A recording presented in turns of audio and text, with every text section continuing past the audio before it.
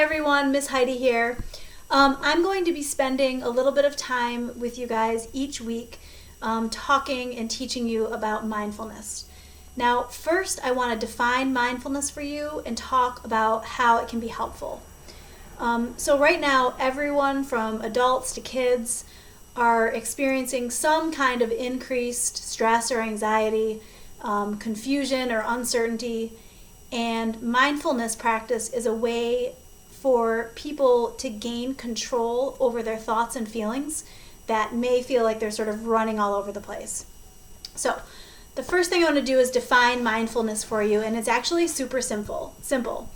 It is the act of focusing your attention and awareness on what is happening in the present moment and letting go of a focus on things that might have happened in the past, maybe something that happened yesterday or last year, and worrying about things that might happen in the future, those sort of what-if thoughts that everybody has. Okay, so it sounds easy, right? Well, let's see. I am going to set a timer for 30 seconds, so we're going to jump right into an exercise here. I'm going to set a timer. I would like everybody to stop what they're doing, close your eyes, and just be still. No other instructions. So I'm going to set a timer for 30 seconds.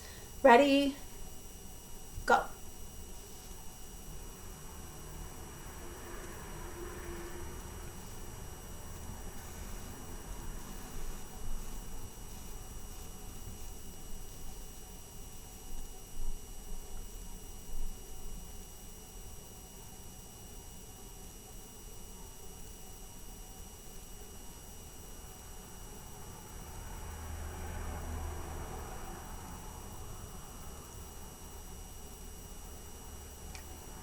And time's up. You can open your eyes. Okay, so what was happening in your mind during that 30 seconds? If you're like me, your thoughts ran a little wild. I was thinking things like, I wonder if the kids are bored.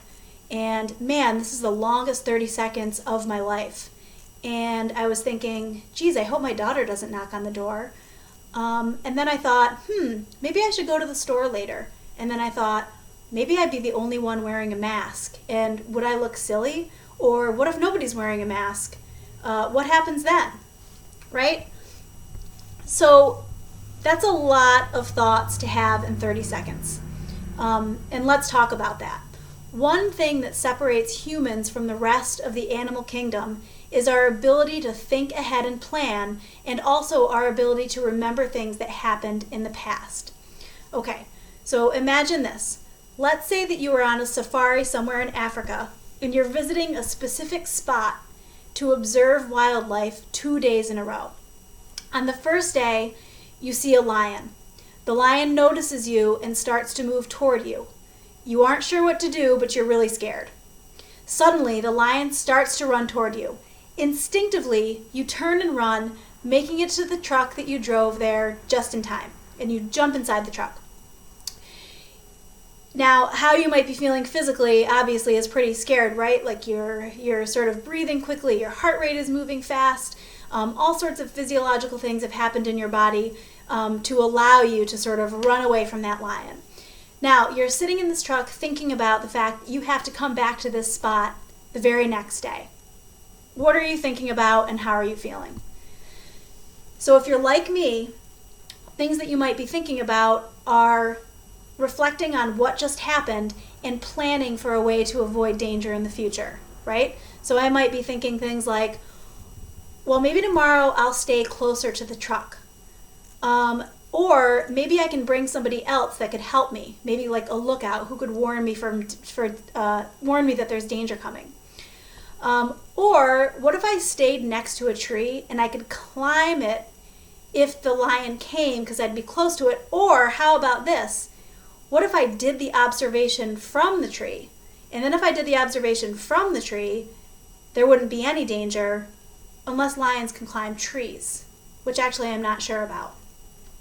But while I'm thinking about it, why didn't I prepare better for this?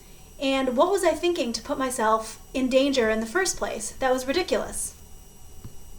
Okay, so that might be some of the things that I'm thinking when I'm sitting in the truck trying to plan for the next time. Now let's imagine that there is another animal, not a human, but another animal that is in that same situation. Let's imagine that it's a gazelle, okay? And a gazelle is at a drinking hole minding its own business, and a lion comes along, right? And the gazelle can sort of sense that the lion is there with its gazelle senses, and it sort of lifts its head up, and it notices that there's danger nearby. And it sees the lion out of the corner of its eye, but it doesn't move yet, right? Then the lion suddenly pounces and starts to chase, and the gazelle takes off. And it's running and running and running, and it's doing its like zigzag thing that you guys have probably seen on like National Geographic. And the gazelle gets away, right? And the lion sort of gives up because it can't catch the gazelle, and it slinks away. Now, right when that happens, like after this is all over and the lion is gone and the danger is over, what does the gazelle do? The answer is the gazelle goes right back to drinking at the water hole. What the gazelle does not do is pace around planning about what it's going to do next time and worrying that it might happen again. And the gazelle is certainly not criticizing itself for what it could have done differently, so that it doesn't get in that situation the next time, right? The gazelle knows that it needs to drink, that sometimes lions come to the watering hole, and when the lions do come, it's going to run away, and that's that, right? So while it's beneficial for humans to worry and plan for danger, it can also make us feel really uncomfortable when that worrying and planning goes too far and becomes too much. It's helpful to worry and think about things so that we can sort of avoid danger. But when we start to worry about things that we can't control and go over things in the past that there's nothing that we can do to change, that's not helpful, right? That's when your worry starts to turn to sort of like anxiety. So mindfulness is a way for us to get control over our thoughts and feelings, worry less, and focus on the only thing that we can control. And the only thing we can control is what we are thinking, feeling, and doing in this moment right now. Not what happened yesterday, and not what might happen tomorrow, or 5 minutes from now, or at the end of May, right? Okay. So before we go, I want to do one more 30-second exercise. It's going to be the same as the one we did before. So close your eyes, get comfortable, and simply notice your thoughts. But this time, I want you to attach some words to that noticing. So you might say to yourself, I notice that I'm thinking that this is taking a long time. Or now I'm having the thought that I need to go to the store later, right? So all you're doing is noticing your thoughts, but you're putting some word labels on them to sort of say to yourself that you're having the thought, okay? So I'm going to start a 30-second timer. Go ahead, close your eyes, get comfortable, and start now.